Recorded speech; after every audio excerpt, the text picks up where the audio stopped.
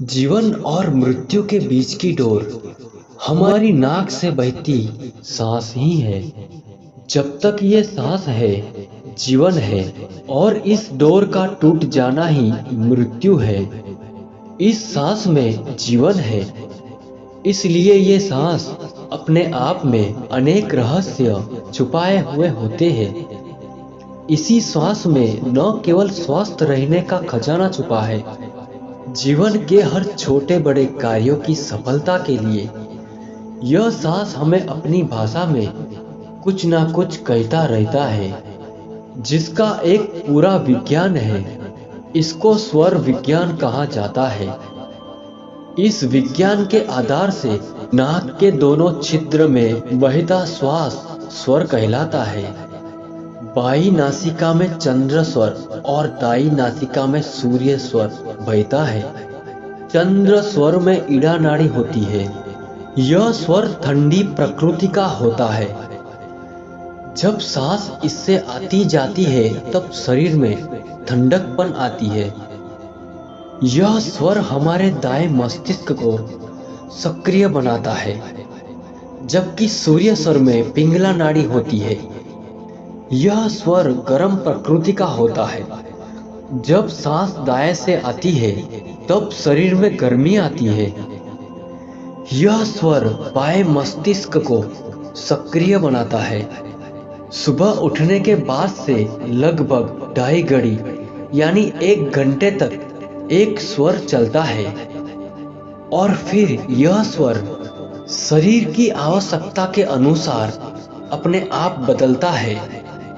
और जो सांस अभी बाई नाक से आ रही थी वो दाईं से बहने लगती है। ये स्वर परिवर्तन बड़ी बारीकी से होता है। व्यक्ति को इसका एहसास तक नहीं हो पाता।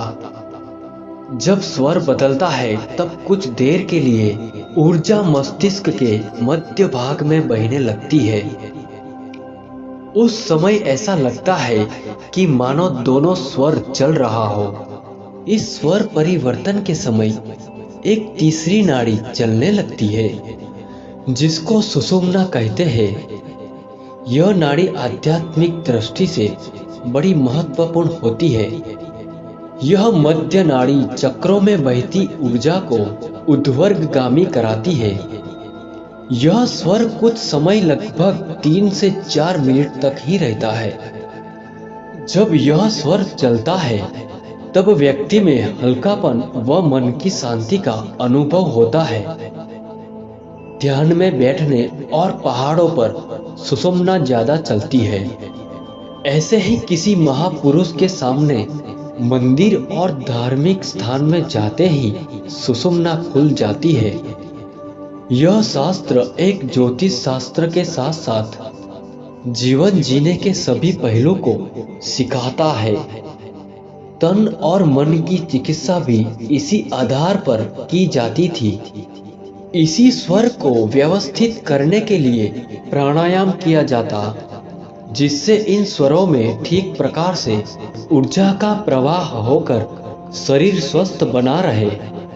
योग शास्त्र कहता है कि स्वर के गड़बड़ाने से रोग पैदा होते हैं और प्राणायाम से इन्हीं स्वरों को फिर से व्यवस्थित करके रोग को ठीक किया जाता है। स्वर शास्त्र बताता है कि किसी स्वर के चलने पर क्या करें और क्या ना करें। जैसे बाएं स्वर के चलने पर सौम्य तथा स्थिर कर्म करने चाहिए और दाएं स्वर के चलने पर शारीरिक परिश्रम के कार्य करने चाहिए, तो थकान नहीं होगी। सुषुम्ना के चलने के समय ध्यान, भक्ति, स्वाध्याय में रहना चाहिए, क्योंकि सुषुम्ना के चलने पर अन्य कोई और कार्य नहीं होता। दिन के समय सूर्य नाड़ी और रात के समय चंद्रमा नाड़ी का चलना उचित रहता है। शास्त्र कहता है जिसे बात कर रहे हो उसी नासा रंध्र की तरफ उस व्यक्ति को रखकर बात करे तो सफलता मिलती है। दूर देश जाना हो तो चंद्रमा नाड़ी और समीप देश जाना हो तो सूर्य नाड़ी में गमन करे। दाएं स्वर में भोजन करे और बाएं स्वर में जल पिए। घर से निकलने के समय जो स्वर चल रहा हो, यदि वही पैर पहले बाहर निकाले तो कार्य पूर्ण होता है।